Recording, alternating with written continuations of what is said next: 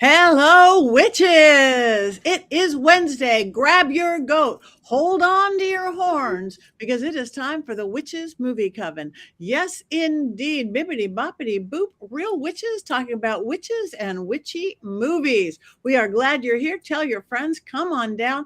Get into the chat room and let's talk movies. My name is Patti Negri. I am one of your hosts. You might know me from Ghost Adventures or Portals to Hell or YouTube or my regular podcast, The Witching Hour, or from right here, because we've been doing this long enough that we hope you know us from here. Let me pass this on to my beautiful co-host, starting with Jason Mankey. Golden. I am Jason Mankey, author of not 5 books, not 6, not 7, not 8, not 9, but 10 books, including The Horned God of the Witches, which has a big chapter about the devil in it, which is appropriate for tonight. Perfect. Thank you very much. Richard-Lael. I am Richard-Lael. Richard-Lael is one name, not two names. If I were merely Richard, it'd be a... That's right. I'm known as a gentleman psychic. Used to be a psychic and a small, but I'm now a psychic and a medium because I gained some weight. That being said, I'm also on Ghost Adventures, University of Magicus. I am known here locally. I am a little bit of everywhere. I'm really easy to find. I'm everywhere. But if you would like to sleep with me, you can go right over here to join the coven to our store, and you can get this devil pillow, which is also appropriate for tonight. You used to be able to get in Patty's panties, but those are on back order for now. But meanwhile, you can be a bro witch. You can get Patty's books. You can get Heather's books. You can get Jason's 10 books. You can get books here at mysterycontrol.com right over there. Also, make certain to hit the like, the subscribe, and we are reading those comments. It helps us to continue to give great shows for you. So we do read them. We appreciate you. Thank you. Thank you very much. Heather Greene. Hi, I am Heather Greene, and I am the author of Lights, Camera, Witchcraft, which is a critical history of witches and witchcraft in American film and television. This is all the things you need to know about witches and witchcraft in our cinema and pop culture. I am also an author. Well, no, yes, I'm an author. I am also a journalist in the mainstream media covering things occult, as well as an editor at Llewellyn Worldwide, working with wonderful authors like some of the ones here on all kinds of great witchy topics. And I'm super excited to be here after taking a week off last week traveling. We're very happy to have you back. Now, as you can see, Courtney is not here today. She's doing something more fun. But we are thrilled. And to celebrate regular joining us, Jenny C. Bell. And it is her birthday show. So happy birthday, Jenny. Welcome. Thank you so much. I'm Jenny C. Bell, the author of Spirit Crystals and the author of Divergent Witchcraft, which come out next month.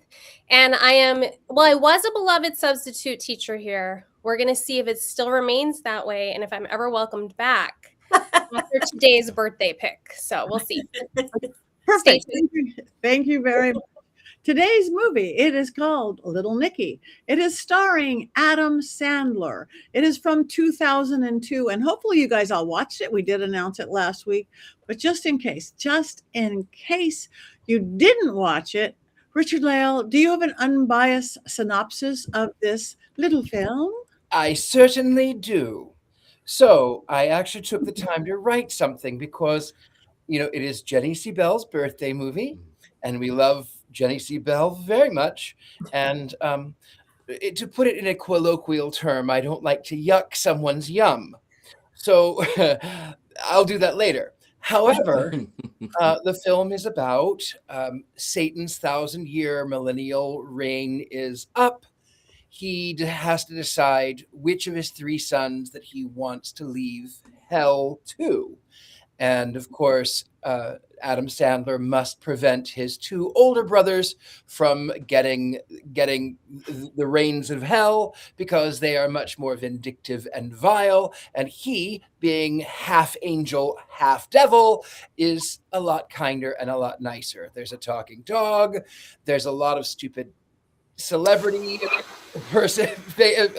appearances. But before I go too far into that, that's what I'm going to say about Little Nicky. And then I'll tell you some films that I actually enjoy more than Little Nicky. At no random order. Now, they're all having to do with the devil, so there's no surprise here. One of them, Oh God, You Devil. Great film. The Witch, The Devil's Advocate, Late Night with the Devil, The Ninth Gate, The Omen, The Good Omens, Hail Satan, Hellraiser, Constantine, Blood on Satan's Claw, Rosemary's Baby, Satanic Panic, which is a recent film, Bill and Ted's Bogus Journey, Repossessed, Faust, The Devil's Eye, Damn Yankees, The Devil and Max Devlin, Heaven Can Wait, Madam Satan, The Devil's Brother, The Devil is a Woman, The Devil is a Sissy, Along Came the Devil, Satan's Castle, The House of the Devil, The Sorrows of Satan, The Devil's Mansion, Georges Millet, 1896, The Devil to Pay, Devil Doll, Devil Monster, Satan Met a Lady, The Devil's Holiday, The Devil's Bat, The Devil Bat, The Devil and Daniel Webster, The Devil's Cargo, The Curse of the Demon, Santa Claus versus the Devil, Dear Satan, Devil Girl from Mars, Satan in High Heels, Sympathy for the Devil, and some honorable mentions of films that I enjoy more that have to do with the devil. Legend, I know he's not really the devil. Krampus is not really the devil. The Devil Wears Prada is not really the devil. The devil. All of them have more to do with the devil than this movie does. And that's about it. The devil hand. Thank you, Richard-Lael.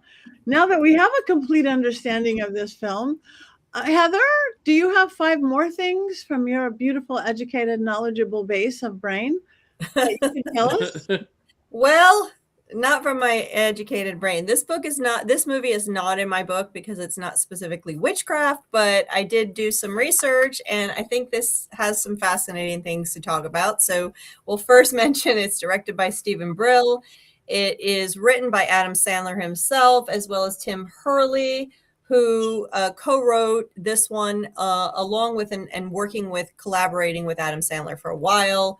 Billy Madison, Happy Gilmore, Wedding Singer, Waterboy, a bunch of stuff. So this is a partnership. Its production budget was $80 million. Domestic box office to date, adjusted, meaning it is adjusted for inflation, is now $80 million. So it at this point, adjusted for inflation, it made back the budget. The not adjusted for inflation, meaning this is the monies it's assumed over time, $58 million. So it's not exactly a breakout success. And a lot of people have said that this is one of the worst comedies ever made. So Jenny, I'm so sorry. It was lovely meeting you in person. But I have to bring down some truth. But and then before I go further into number 2, it is totally fine with me to love a movie that is terrible. We all have our guilty pleasures, and you know what? If this is yours, I love it. That's awesome. So let's get to the main cast. Number 2, main cast. You have Adam Sandler, of course. At this point in time, this is a vehicle film for him. He was in his heyday. He had made Billy Madison, Happy Gilmore. He had been on Saturday Night Live. He was extremely successful at this point. So this movie is just one of the many Adam Sandler vehicle films that were made at this period of time. But he has gone on to make a ton more after that. I actually don't mind films like he made one more recently called You Are So Not Invited to My Bar Mitzvah. That's a more recent one with his actual daughters in it. It's kind of cute, especially if you have been to bar mitzvahs or had a bar mitzvah and you kind of see what's going on there. He also was the voice of Dracula in Hotel California, which was co-written by the guy who plays the voice of the dog in this movie. So that's kind of just a little tidbit. Patricia Arquette, of course, the girlfriend.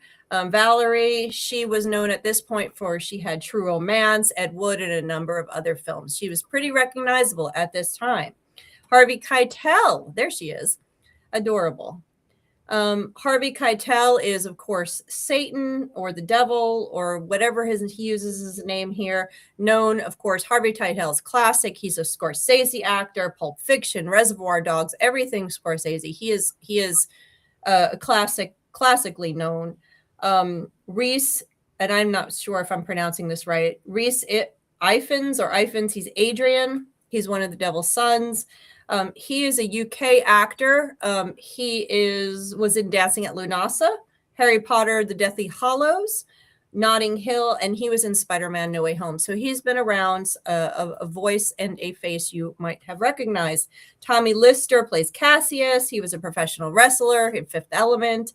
Blake Clark, he is. Blake Clark is Jimmy. That's Satan's advisor, dressed with the horns. You saw him. He's a friend. A lot of Adam Sandler's friends are in this and collaborators that he's known for a long time. Peter Dante and Logren are his two friends. Both, again, they're collaborators and friends for a long time. Michael McKeon, police chief, another very familiar face for people at this time. Of course, he was Lenny on Laverne and Shirley.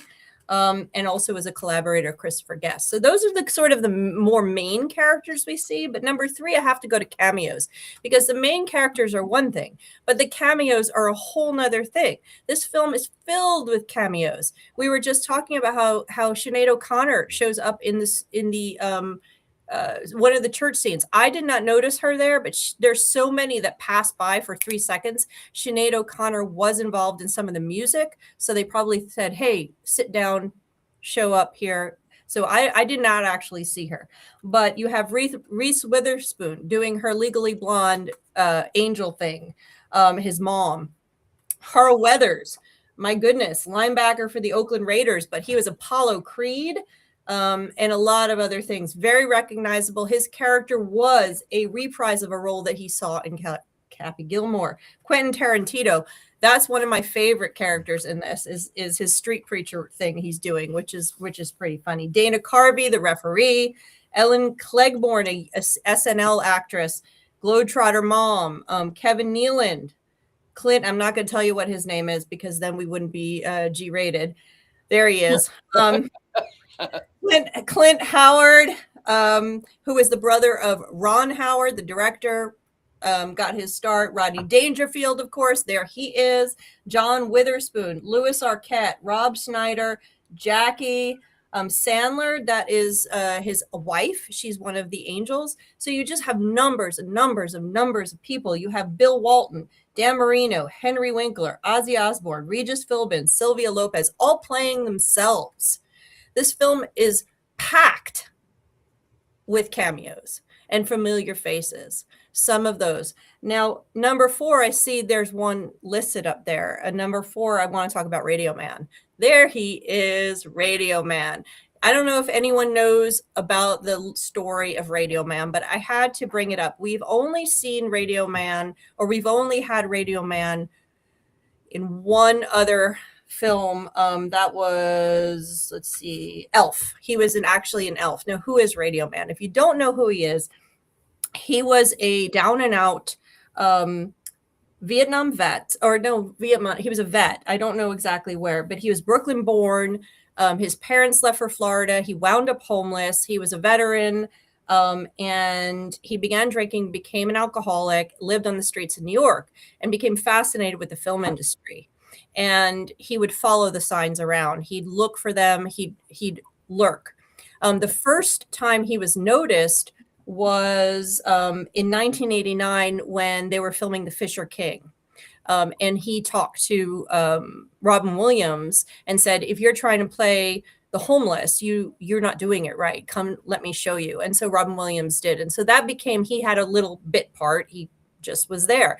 And so from that point forward, Radio Man became like a legend in New York City film industry, where he would show up and they'd give him some kind of little bit thing where he would be a homeless person mostly, or play himself. He'd walk by. I mean, he was an extra. He didn't have a part, but he'd have it. So much so he's had 300 appearances since this period of time over in New York City. He's a legend.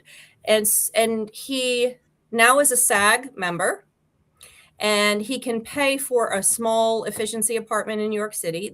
He's had help from a number of famous people who have met him. He's met tons of stars. He sells autographs. He does what he can to survive. And so there is now a documentary. I think we just had the image of that show, Radio Man documentary. It just popped up. There it is. All about Radio Man. And so he's in this. I did not catch him. And most of the time you won't catch him because it's just a flash by. But this is what he does. And in the documentary, some of the people that he knows are people like Tom Hanks. He knew Robin Williams, obviously, Meryl Streep, George Clooney, Josh Brolin, Johnny Depp. I'm reading them off. Matt Damon, James Gandolfini, Robert Downey Jr., Jude Law, Whoopi Goldberg, Helen Mirren. I mean, the list goes on of the people that he's come in contact with and who have helped him or have knowledge of him. And he's become a landmark in the New York filming industry. So it's a pretty cool little story. So check it out. Radio Man. And he is in this one. And again, the only other one that he's been in that we've reviewed is Elf. So anytime we see a New York film, though, during a period of time, Radio Man might be in it. Wow. So that's pretty cool. I thought this was a good opportunity to talk about Radio Man. I love seeing the New York City scapes, so that was pretty cool. Lastly, number 5 is references. So we have cameos, we have references. This movie is filled with pop culture references. And if you're like me, when you hear the little Nicky, the first thing you think of is Prince. That's clearly not going on here. Old Nick, character from Twin Peaks. You start off with that. You have the music, like he says, rock you like a hurricane, then comes on. He's spinning records backwards, which is very pop culture, Chicago, etc. Of course, you have all of the cameo performances. But then there are other pieces of this where Adam Sandler wrote in definite pop culture Easter eggs. The Superman flyover, when he takes her out and flies over New York, that's Superman, the original Superman. Say Hello to My Little Friend, Scarface, the Headspin, Exorcist. They show the show Felicity, which I never watched. That's there. The Devil Baby in the Carriage, very much Rosemary's Baby. I'm Not a Monster, very similar to I'm Not an Animal, which is the Elephant Man. And I could go on and on. There are way more than this, but this is just a taste. It's like it just is a cauldron of pop culture stuff from that was present in 2000. So that's the end of my diatribe. And now we can go over to how much you guys love this movie. Oh, wait a minute. Before I even say this, I just want to say one more thing. So as I said, I am an editor. And if we're interested in, any of you are interested in magic, oh, you have it too. Magic. Kate is a great writer. I love Kate. She is a fantastic writer. She is actually brilliant. She is my author, and we worked on this book, Magic of the Crossroads. So this is working with the devil in modern witchcraft. And I don't know who this guy is that wrote the foreword. Who is that? Whoa, look at that. Yeah. I was truly, truly honored to be part of this because, my goodness, she is, I cannot recommend her book enough. Brilliant. Yeah, so this is a great book of everything you ever wanted to know about working with the devil in modern witchcraft. Magic at the Crossroads by Kate Froehler. So that's it. Now I'm really done. Thank you. And, okay. So, Jenny, do you want to start with why you picked this movie, or? Yes, I've been waiting 48 hours for this explanation. Why did I do this to you? That's a great question. So I did study film in school, in college. And so I do know what makes a good film. But just like how I like really good music, I also really like New Kids on the Block. So I think we all have our guilty little pleasures that we know are bad. But I think the way to explain my love for this is 2 things. One is I heard someone once say that the Saturday Night Live cast that you watch when you're coming of age becomes your cast for your lifetime. And Adam Sandler was 90 to 95. That was prime upper elementary, middle school, early high school for me. I loved him. I loved everything about him. I had What the Hell Happened to Me, the CD. I had watched all his movies. I just loved him. And what I like about this movie is kind of the intersection of Adam Sandler's stupid humor and heavy metal culture, because I love Ozzy Osbourne.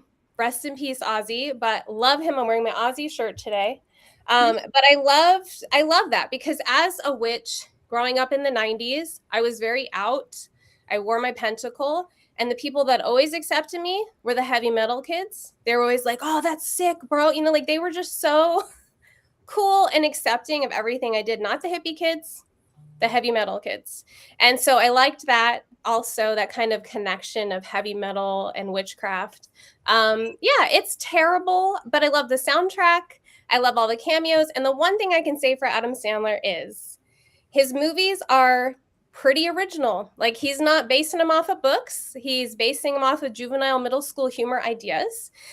He's not copying other people. He's referencing, but and it looks like his movies are a good time. He gets everybody he likes, admires, every friend. And it just seems like it's got to be a party on set. Just got to be a good time. So those are some things I feel like it has going for it.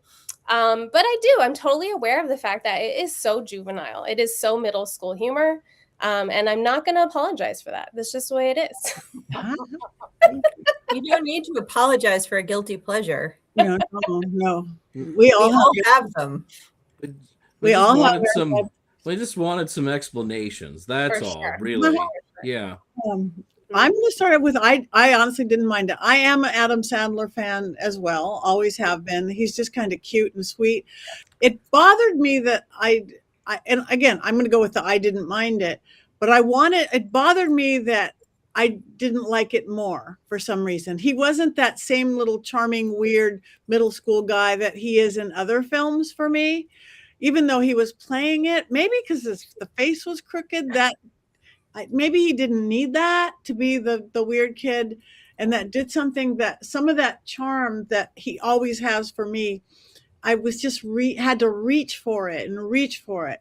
I love Patricia Arquette for some reason too, and I've never thought about her much, but she was just the cutest little thing. I enjoyed the whole film. I was entertained by it. I was just bothered that I didn't love it more. Yeah, Hitler, the pineapple, all that stuff doesn't bother me. It's funny. I just wanted Adam Sandler to be a little more charming to me, the way I usually see him. But I think it was the face. I don't know. He tried too hard with the face. But I love the cameos. I love the music. I love the soundtrack. And I love the New York City vibe of it. I really love the New York City vibe of it. And hell was pretty funny. I mean, dysfunctional family. Is it hell, or is it just the family next door? This whole dysfunctional thing and the brothers and all that. So that's good. He's kind of cute. Yeah. Everyone's scared. Don't be scared. It's okay. Jason hasn't spoken yet. Yes, convenient. Yeah, there's reasons. I am an Adam Sandler fan. I'm not an Adam Sandler hater. I think some of his movies are really fun. I even paid to see Don't Mess with the Zohan in a theater. I don't know anybody else other than maybe Jenny who's done that, and even she hasn't done that. But this film just doesn't work for whatever reason. On paper, it sounds like a great idea and that it should be really funny. And I think that if someone were to go back and maybe rewrite this with jokes in it, it might be a good film. But I don't know what happened, because this was peak Sandler. This should have been like a brilliant idea. It should have been lots of fun. I'm with Patti. I think some of it is the choices that they made with the little Nicky character, which did not play to Adam Sandler's strengths at all. Also, they didn't do a whole lot of research. I mean, one of the princes of hell is named Adrian. Come on, like, you could have at least tried. Read a book. There are lots of names for demons, and that guy, the guy on the left, that's Zeus from the Hulk Hogan movie, No Holds Barred. He's a big, scary guy, and he wasn't a big, scary guy in this film. it just doesn't work. I don't want to be too mean to it because it's someone's birthday film, but it just should have been better. It should have been better. I totally feel that. I get it. It was a test. I rewatched it with my 15-year-olds, and we do a lot of like, this movie was great in the 80s and 90s, and we watch it with her, and she's like, super offended by the use of like the R word or fat shaming or anything. And I'm like, at the end of the movie, she's like, that was a horrible movie, but I wasn't offended. It made me laugh, and I think I'd be wands up. And I was like, okay, so it at least aged okay. Like, it's super gross juvenile humor, which I guess is just universal. So I feel like it has that going for it. I think for me, it was like the whole heavy metal Ozzy thing.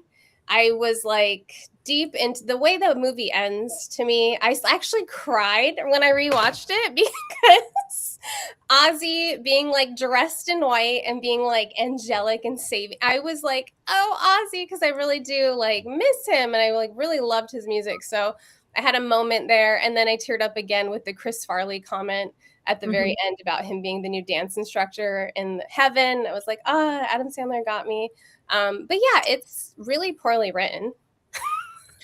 Robert, so Heather didn't really talk about one of my favorite writers in comedy, a guy named Robert Smigel, who wrote TV Funhouse for Saturday Night Live.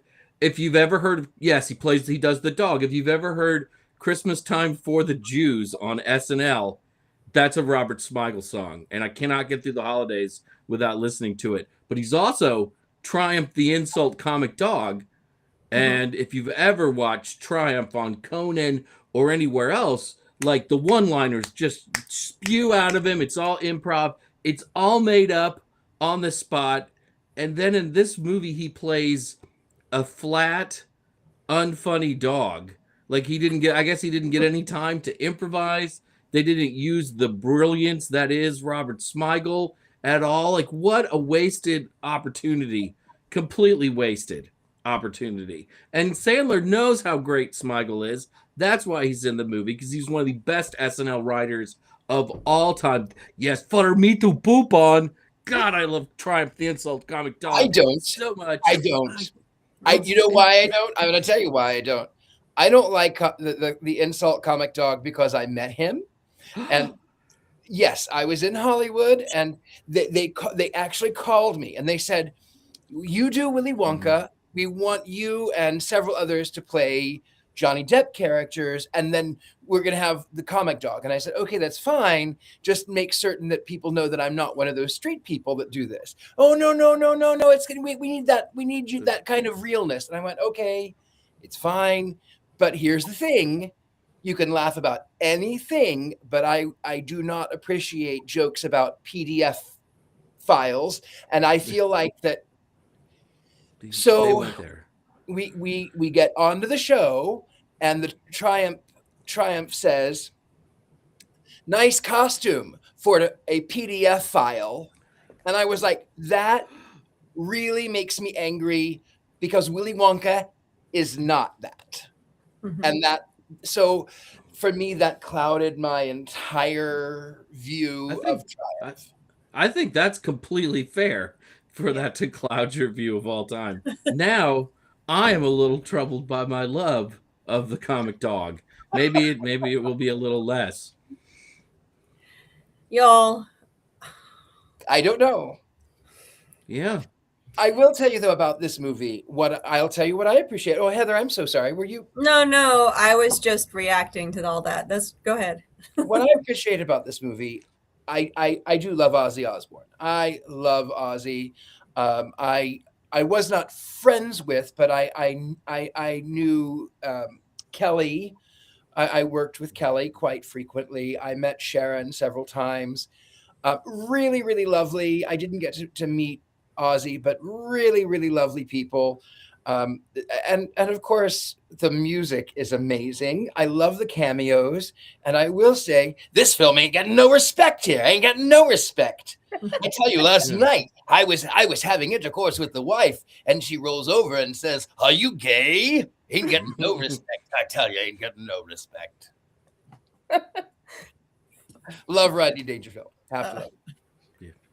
Yeah, it was fun to see Rodney Dangerfield. I haven't thought about him or seen him anything a long time doing classic Rodney Dangerfield. That was really fun.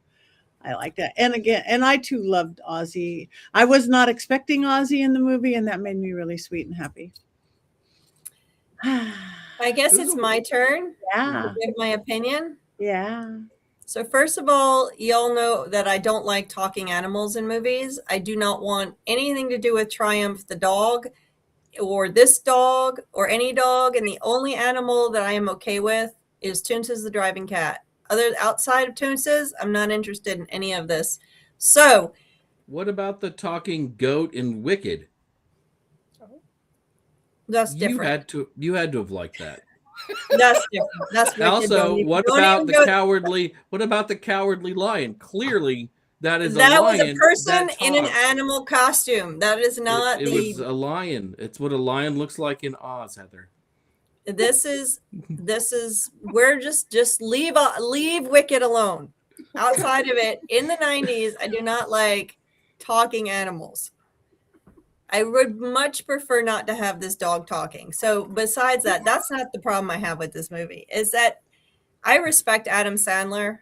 I respect it's like other comedians that I know are really good comedians and very talented in what they do, but the comedy just is not something that makes me laugh. And that is something, comedy is a very personal thing. Things make people laugh, things don't make people laugh. And Adam Sandler has never made me laugh. There are movies that I don't mind him in. There's movies that like I said, it was kind of fun to watch when he does more serious stuff more recently, where he's fine. But during that period of time, again, I was similar to you, that he was part of my coming of age cast, I guess. He was in that 90s era. But my SNL cast, my favorite SNL cast was the original cast. I used to watch those over and over and over again. I used to love to watch those old stuff, or I'd watch Eddie Murphy, which is a later cast, or I've watched, certain people, but that didn't ring true for me. Adam Sandler, I don't like his movies. I don't laugh at his movies. And I actually almost, I think my partner and I almost broke up over this the other day when because he loves Adam Sandler. But we bonded back. I said, we still have Will Ferrell, don't we? Yes, we still have, because Will Ferrell is, so I can take the middle school humor, but it's just for some reason, Adam Sandler and a couple other comedians that will remain nameless because I will be yelled at here, that I do not find funny. And I respect Adam Sandler, like what he's doing, get it. The cameos were fun to pick out. It became an Easter egg for me. I'm like, who's next? Who's that? Who's that? So that was super fun. But I agree. I think it could have been better. It's got a really novel premise. But I don't know. It was just not. But here's the other thing I'm gonna say is that sometimes when we see a movie when we're of a certain age and it's linked to a certain period of time, and it means it's kind of like a fun time and it's a fun memory. You just love it because of that time, and the nostalgia becomes part of it. So yeah. So I totally get why you would like this movie. I hated it. I'm going to just say it. I hated it. I hated it. You could have told us. We really didn't get that in your summary. I thought you loved it. Jenny, though, you'd never know with this man. That's also like true. he can trash a movie for 40 minutes, and at the end, wands up, wands down, and all of a sudden he's like, wands up, and you're like, oh, I have lost my ally. I did not like this movie because I thought I'm not a fan of Adam Sandler's work. I've like Heather, I never enjoyed his comedy. I never thought he was funny. That goes along, some of the other SNL cast. I can't remember his name, but he's in the news a lot now because now he wears the red hat, whatever his name Rob is. Schneider. He's in this movie. He's in this movie. I just never found the humor funny, and I could not stand this whiny, nasally, deviated septum voice. and that weird twisted face he was making, I thought it was insulting. I really thought it was insulting. Yeah. But I will say about the set, the Hell set was so good that Ozzy wanted the set designers to build his set for his tour. So there is a little something. I like the outfits too. Like the sons all get those cool jackets, especially Adrian. He has like the flame jacket and the red velvet jacket. I'm like, I would wear anything Adrian has on in this movie. The outfits were great, and the mustachioed man with the pineapple was hilarious. That's hilarious. That will never not be funny. I think Quentin Tarantino would like I loved Quentin Tarantino's little bits, like him doing the street preacher thing. That was the best part for me. I'm like, oh, when's he going to show up again screaming, doing the street preacher New York thing? He falls down into the subway. That was funny. I will agree with Richard-Lael. I thought this movie looked good most of the way through, especially Hell. I liked seeing it shot in New York City. And I was surprised, this was an $80 million budget, which is a lot for a comedy, especially at the time. And they did use some of that money for some good things. Apparently not like a punch-up script writer, but apparently for some good things with the look of the film. Though I guess the sucking the soul out part, or the sucking the soul into the flask, those special effects did not hold up very well.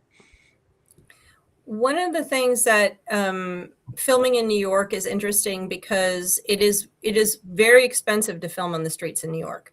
So a lot of the budget, I don't know how much percentage wise, but a good portion of the budget, a good number went to actually being able to film on the streets in New York. When I was working in the industry in New York City, it was often less expensive for us to film New York scenes on sound stages in other parts of the country than actually film in the city we were in, actually physically in, just to get permits and everything. So filming on the streets in New York, which was, I love seeing my home city and seeing all that.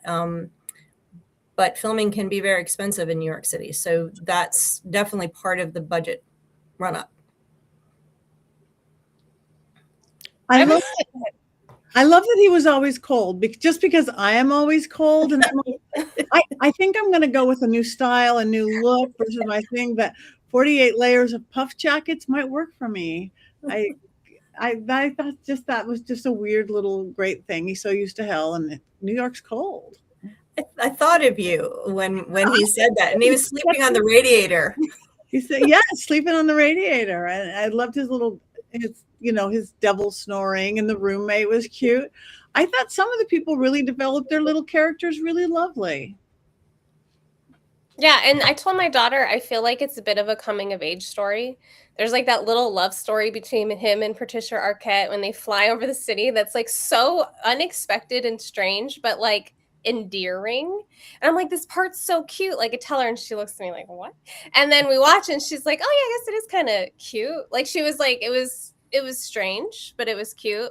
I'm curious, like, because this movie has that heavy metal connection with witchcraft. I'm just curious about what you have experienced or thoughts on that, on the heavy metal scene, the connection to witchcraft, because so many heavy metal album covers will feature like a goat or a pentagram, and just kind of like interested in thoughts on that. There's an entire book on that. I don't know, Jason, have you read the book, How the Occult Saved Rock and Roll? I've read every occult book about rock and roll.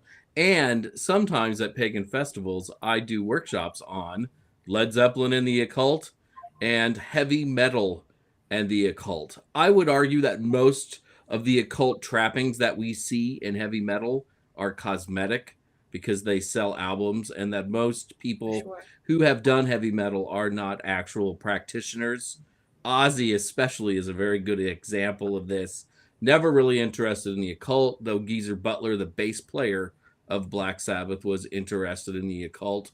To Ozzy's credit, when he was in Black Sabbath, he did not write a whole lot of lyrics to songs. That was all Geezer, but he did write the lyrics to the song Black Sabbath, which sounds incredibly terrifying and devilish, but really it's an ode not to mess with the devil, which is what a lot of these songs are. The whole idea that there was a whole lot of the devil in heavy metal was really kind of taken over the top, though there are actual practitioners of Satanism. The first was King Diamond from Norway, I think, in the mid 80s, in the band Merciful Fate. The lead singer of Ghost has said he is a practicing Satanist, but it might be more in that sort of I'm a Satanist, I'm an atheist sort of way. So you do see it now and again, but I think the trappings are mostly cosmetic, but are fun. But I love them and are fun, and I think they're fun. Years ago, I encountered a musical, and I wish I could remember the name of it. I can't. But basically, the devil has come on board. And he sort of runs this gang, and where he is strictly classical music, his best friend is heavy metal, and then they try to work against the country western genre. Like they're all sort of like these warring tribes of people. And the funny thing is that I'm not really into heavy metal, but I really love classical music. And sometimes when you play classical music in heavy metal, it absolutely works. Or when you play heavy metal in classical, it absolutely works because it's the same riffs. If you think of Bach, if you think of Tommasino Albione, it's that very heavy, or even something a little lighter, Pachelbel. When you think of Pachelbel, some of those same riffs hit in certain heavy metal songs. It's really quite impressive the way that those two genres you would think are so polar opposite are actually linked together. I really love symphonic heavy metal. You've got the guitar, and then in the background the symphony sound and stuff. And if it's a band like Nightwish or Within Temptation, there's a great woman as lead vocalist who does not grunt but can actually sing. Tarja, who was the original lead singer of Nightwish, sounded like an opera singer almost all the way through. It's really impressive stuff. I love that music so very, very much. Mm-hmm. I like the tangents tonight. This has been really fun. This has been really fun. Oh no, I was going to say the other link here is the Satanic Panic with heavy metal, and you can see that here, which I thought was really interesting, is the two characters very much felt like the two friends, felt like a throwback to the 1980s, like they were out of place in 2000. That fascination with heavy metal and the occult was really an 80s thing more than a 2000s thing, even though it's obviously a legacy. But it really felt like that, and that maybe Sandler brought that in as part of his own heritage legacy interests. But it was very much a part of the growth of the Satanic Panic and the interest in Satanism. And of course, heavy metal picks up on that as part of the way to reject normative culture. So I think there's a link. It's fascinating, really. Thank you. Does anyone have any quotes from this film? No, Courtney, no quotes. All of them have bad words, but I will say, so lately I've been watching movies with, like, rewatching them with my daughter, and we'll watch something and then she'll look at me and realize that that's like something I've been saying her whole childhood. So for instance, when they would like try, because my kids are very picky eaters, I'm like, all you have to do is take a bite, chew it up, and let it slide down your throat hole. That's all I need you to do. And they would just think I was being unhinged. And then I was. But then she looked at me and she's like, that whole time I was little Nicky? It's like, yeah, it's good parenting advice. Come on.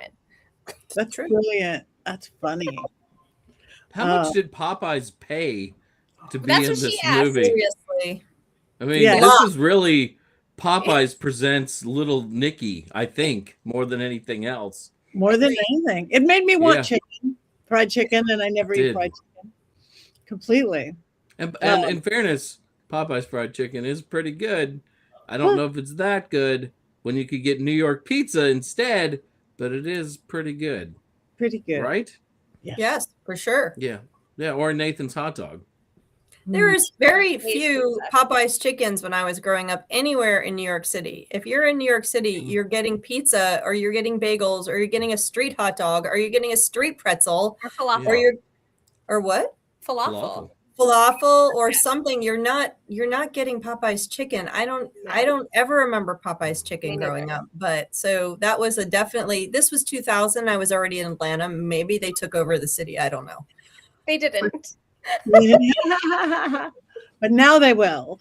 They're all over here. You have fried chicken places all over this area in Atlanta, but New York, not so much. We have one right on Hollywood Boulevard, Popeye's Chicken, Hollywood Boulevard. Love I've that never chicken been from there. Popeyes. So anyway, well, Jason, did we discuss everything we have to discuss? And if so, No. Jason, no? No, we did not discuss everything that we need to discuss tonight, because while I am not Heather Greene, though we do get mistaken for each other periodically, I too have 5 things to tell you about this movie.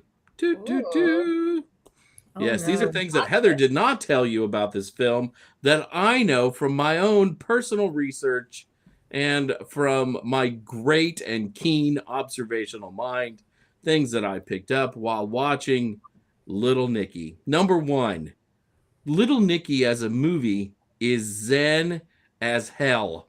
I know that's not what you were expecting, because I haven't been particularly nice to this film tonight, but that was all a Richard-Lael-like ruse. This movie is zen.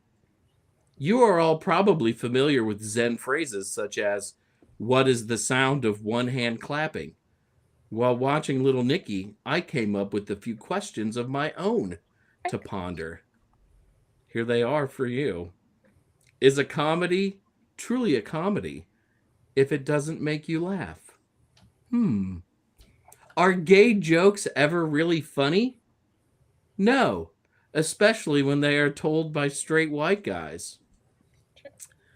If laughter is the best medicine, Little Nicky is the disease. Are ableist jokes ever funny? No, they are not. If a drama is defined by a lack of laughter, is Little Nicky the greatest film ever made? Just things to think about.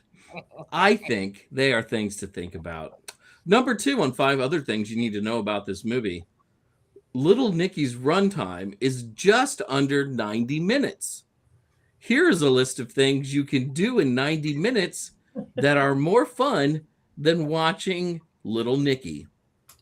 You could read, take a nap, go to a funeral, scrub your bathroom floor, including all around and behind your toilet. You know the spots where people pee and pretend that they don't. You could clean out your outdoor garbage can. You could prepare and eat British food. And British food, as we all know, is essentially nothing but boiled filter organs. You could push a boulder up a hill, build some IKEA furniture, eat at Arby's. Oh, God. And finally, you could scrub your cat's litter box with your toothbrush and then brush your teeth. Really, pretty much anything is better than watching Little Nicky. Now, Heather didn't tell you this. This is my 3rd thing. There is a curse that surrounds the film Little Nicky. I noticed it while watching, thinking about the careers of the people in the film and other things, but I also asked some of my Satanist friends about the curse and if that was really real. And one of them told me that the devil saw some of the dailies from the film Little Nicky, and then he instantly spat out a curse upon the film. And as I said, there's a lot of evidence that this actually happened. I'm going to go down through a few of the people who are actors and actresses in this film and tell you what happened to them and the curse that is on them. First of all, Adam Sandler. He will never win an Oscar or even be nominated for an Oscar. And also, he must continue to suffer from being Adam Sandler. Harvey Keitel, who played the devil, he's still alive. I know you're surprised by that, and he's been reduced only to voiceover work. and pretty much forgotten by everybody. He's more like Harvey Keitel. Patricia Arquette. She's a great award-winning actress, but she's forever cursed to have little Nicky listed on her filmography.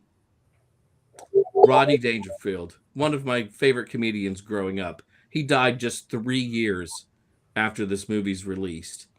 Tommy Lister Jr., the big buff brother, he died 17 years after this movie's release. And Ozzy Osbourne died 25 years after this movie's release. These cannot be coincidences. These can only be the curse of the movie Little Nicky. Bringing me to Rob Schneider, whose career is now dead. A once okay Saturday Night Live performer, reduced to playing bingo halls for MAGA diehards, and even those guys walk out early. That's how bad it is. And finally, Peter Dante, who played one of the metal stoner guys. He was caught saying racist nonsense a few years ago, and now he can't even get a job opening for Rob Schneider. That is bad.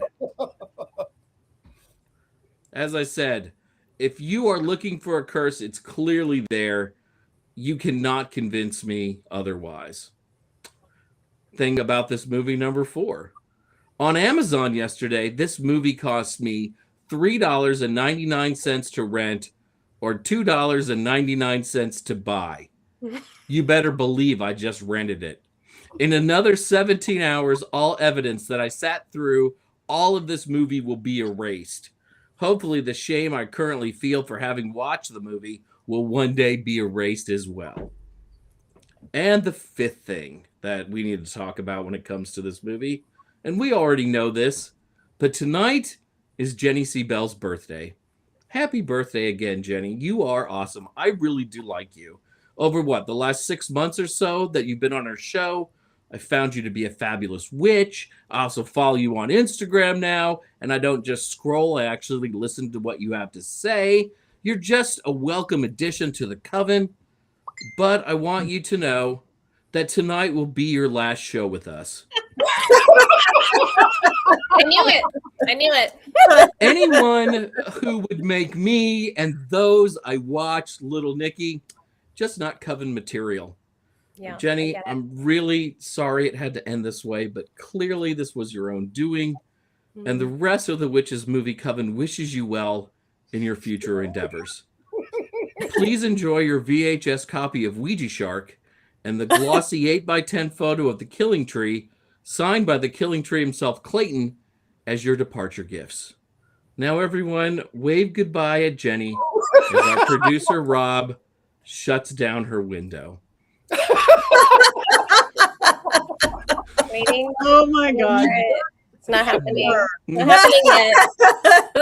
I guess I have to see it through. Oh, well, I want to know now, what's everybody else's terrible movie that they love? Oh, easy. Hundreds of Beavers. Oh, that's right. You told me about that. Or actually, another one that is even more embarrassing is Coyote Ugly. Okay. Don't even. That comes on. I can't turn it off. Bewitched. Oh. I love Bewitched. Oh. Not the TV show. She's talking about the movie. Oh, I've never seen the movie. Oh, be glad. No, I'm gonna watch it now. No, I have to. It's Will Ferrell, but not in a good way. I'm gonna watch it. Yeah. Bewitched. My worst is... Oh, sorry. No, go ahead. My worst is Club Lingerie. Is that the one you're in? Yes. I actually don't watch that. I've never watched that movie. But my worst is actually The Ghost of Mr. Chicken. That's my. But I have to mention Club Lingerie because I am in that movie. And it's Venom. Awful. It's awful. For me, it's Venom. I love superhero movies. Venom is a terrible superhero movie. Terrible movie. But it is a terrible so movie. over the top terrible that it's like a negative times a negative and it becomes a positive. I get that. I totally get that. I didn't like Venom, but I do love Godzilla movies and King Kong movies, so I totally understand how that could be a thing. And what am I saying about taste? I'm going to see Mortal Kombat 2 this weekend. You know, I can't talk about anything. All right. On that note, it is time for us to vote on this film, good, bad, or indifferent. Grab your wand, and that means all of you in the chat room, wands up or wands down. I was really counting on Courtney being here. I thought maybe there was a chance she might like it. You were hoping to get hexed. Okay, we got down, down, down, up, and up. And mine is more, I was going to do a 3/4 up neutral, but I'm going higher up just because I love Jenny and I didn't mind it. And I didn't mind it. So, okay, all you guys out there, let us know. Wands up, wands down. Also, I want to thank our Equal Coven member, Tabitha, who runs our little chat room for us and comments and keeps us going. So, wands up, horns up. Okay, up, wands up. I agree with the birthday comments. Okay. I think they're on your side, Jenny. I think they're on our side. They're generous. They're generous today. One almost up with Tabitha, like me. It's getting up as we go down on Mary Jane. I think it's all right. Well, you guys, it's a little bit mixed, but it's up more ups than we thought it was going to be. But we have three very strong downs. More pineapple. Someone said, all right. Do we know what movie we are watching next week? We are watching Chocolat with Johnny Depp. Oh, okay. So something a little different, perhaps. Very different. Very different. Yeah, that should be fun. But it's been forever. It's been forever for me too to seen that. Very long. I really like Johnny Depp in Chocolat. I mean, Charlie and the Chocolat Factory. That's another one of my guilty pleasures that everyone else hates. I love that movie. I wasn't on for that one, but I would have defended you because I love his teeth. I loved it. I love his teeth in that movie. They're so big and beautiful and outrageous, and that makes the whole movie for me is the big teeth. I have to say. Thank you. All right. So we got ups, we got downs. We got a whole new, very, very different movie for next week. In the last couple of seconds, does anybody have anything coming up in this next week or two they want to talk about? I do not. I am finally grounded and not going anywhere after many wonderful days. And I just want to say happy birthday, Jenny. I didn't say it to you in person. I got the pleasure of seeing you in person last week, which was really amazing at Spirit Northwest. So that was really great. But I am actually personally taking a little bit of a break and spending time here in Atlanta for a little bit. Nice. Until Mystic South in July. Well, my next up, I'm going to be at Pennhurst Paracon, which is the big daddy of all the Paracons on the weekend of the 14th, 15th, 16th. I'm going to have lots of merch. I'm doing all 2 or 3 nights of Celebrity Ghost Hunt. I'm on a panel with Jay Wasley, also from Ghost Adventures. And everybody, if anybody goes to this. So if you want to get too hot in the day and too cold at night and be outdoors in the weather, join me in Paracon because it's fabulous. Pennhurst Paracon. Check that out. Buy our books. Follow us on social media. Check out Llewellyn because we're all on Llewellyn, and join the coven. Go to Mystery Control. Again, you can get your very own Black Phillip because we want to see your Black Phillip. You can get Black Phillip or Bling Phillip. We have many, many versions of Black Phillip. So you guys check it. It is that time. We have one more thing to do, and that we always do. I was going to have us do it like Adam Sandler, but I won't. No. It's time to cackle. 1, 2, 3.